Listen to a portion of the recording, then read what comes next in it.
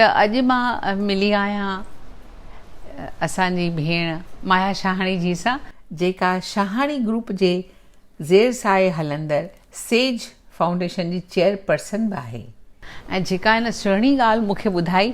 मां चाहियां थी त तव्हां सभिनी खे ॿुधाए त सिंधियुनि खे बि नौकिरी, जवाननि खे नौकिरी वठी ॾियण जी जेका हिननि जी नई तरीक़ो आहे उहो सचुपचु ॾाढो सुठो आहे। ऐं मां त चाहींदसि त असांजो हर सिंधी ॿार जेको ग्रेजुएट थिए थो उहो हिन तरीक़े सां घटि में घटि हिन स्कीम जो लाभ त ज़रूरु वठे। ऐं मां हाणे रिक्वेस्ट कंदसि भेण खे त हूअ पंहिंजी ॻाल्हि तव्हांखे ॿुधाए।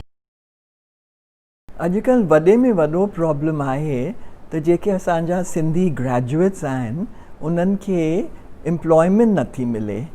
न ख़ाली ग्रेजुएट्स आर्ट्स साइंस ऐं कॉमर्स जा, पर असांजा जेके इंजीनियरिंग स्टूडेंट्स आहिनि उन्हनि खे बि एम्प्लॉयमेंट नथी मिले। त असांजो जेको शहानी ग्रुप आहे, जेको दादा केटी शहानी शुरू कयो हो, त उहो असीं हलायूं पिया। मां पई हलायां पंहिंजे पुटु अखिल शहानी सां।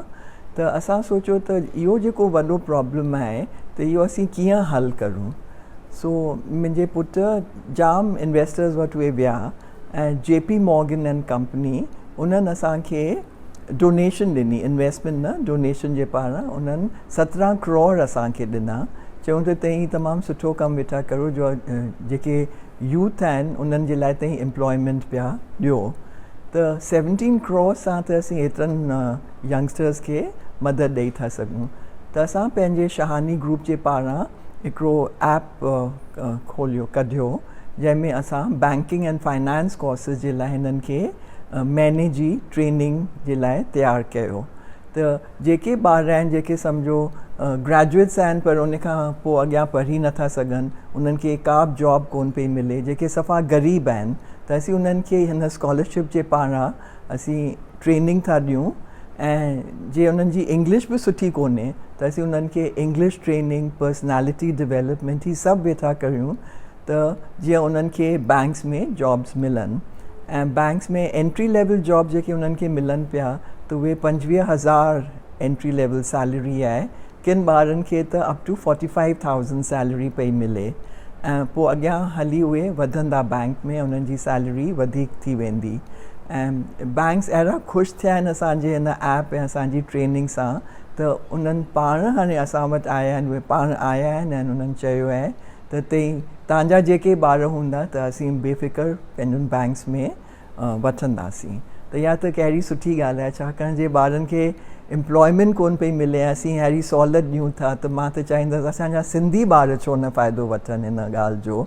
ऐं जेके बि हुजनि सिंधी, चाहे हिते हुजनि या अब्रॉड हुजनि, छाकाणि असांजा कोर्सिस ऑनलाइन कोर्सिस आहिनि, त उन्हनि खे हिते फिज़िकली अचण जी ज़रूरत बि कोन्हे। पर जे इहे ट्रेनिंग वठंदा त पोइ ट्रेनिंग खां पोइ कंहिं बैंक में उन्हनि खे जॉब असीं 100% गारंटी सां ॾेई सघंदासीं।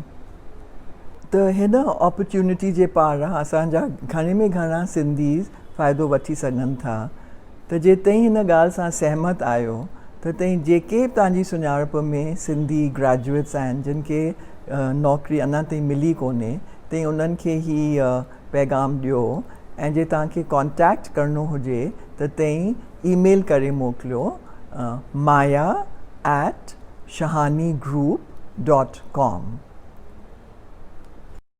त तव्हां सभिनी हाणे भेण माया शाहानी खां ॿुधो, हीअ अहिड़ी सुठी स्कीम आहे जंहिंजे लाइ सभिनी सिंधियुनि खे हिन जो फ़ाइदो वठणु खपे। जेकॾहिं JP Morgan हेॾो वॾो डोनेशन ॾिनो आहे त उनजो लाभ, उनजो फ़ाइदो असां सिंधियुनि खे त वठण ई खपे।